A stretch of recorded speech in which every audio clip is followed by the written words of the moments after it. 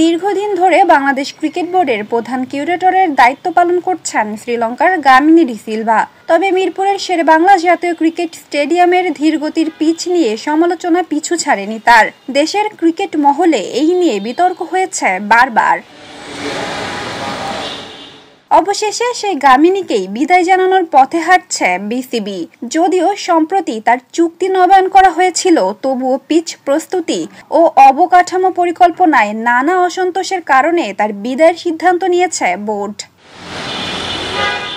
Board সূত্রে জানা গেছে, গামিনীকে এখনই সরানো সম্ভব না হলেও তাকে 3 মাসের নোটিশ দেওয়া হবে। সেই সময় শেষেই আনুষ্ঠানিকভাবে চুক্তি শেষ হবে বিসিবির সঙ্গে।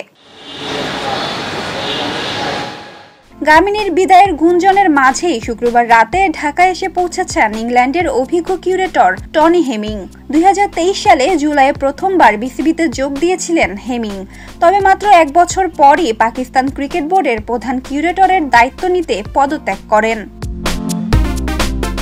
সেখানে দায়িত্ব সামলালেও বিসিবিতে তার ফেরার আলোচনা চলছিল বেশ কিছুদিন ধরেই। এবার সেই আলোচনায় গতি এসেছে, যদিও সবকিছু নির্ভর করছে তার প্রাপ্যতা ও পিসিবির সঙ্গে সমন্বয়ের উপর।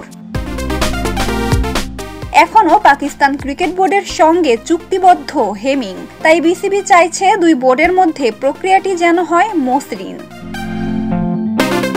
বোর্ড কর্মকর্তারা আশা করছেন টনি হেমিং এর অভিজ্ঞতা ও পিচ নিয়ে আধুনিক ধারণা বাংলাদেশ ক্রিকেটকে নতুন মাত্রা দেবে। এদিকে গামিনীর সময়কালে মিরপুরের ধীরগতির উইকেট নিয়ে সমালোচনা যেমন ছিল, তেমনি গুরুত্বপূর্ণ কিছু ম্যাচে উইকেটের মান নিয়ে প্রশ্ন তুলেছিলেন দেশি বিদেশি ক্রিকেটাররাও।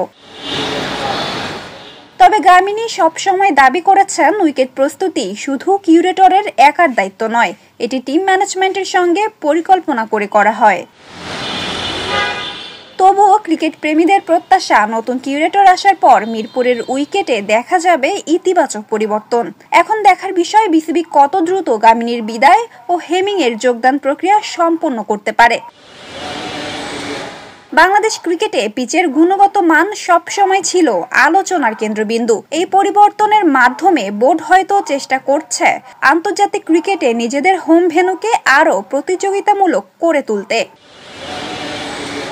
গামিনীর বিদায়ের সঙ্গে নতুন অধ্যায়ের সূচনা হতে যাচ্ছে শেরেবাংলায়। টনি হেমিং এর হাত ধরে সেই অধ্যায় কতটা সফল হবে, সেটি এখন ক্রিকেট প্রেমীদের কৌতূহলের কেন্দ্রবিন্দু। নাজিফা তাসনিম, ক্রিকেট 97।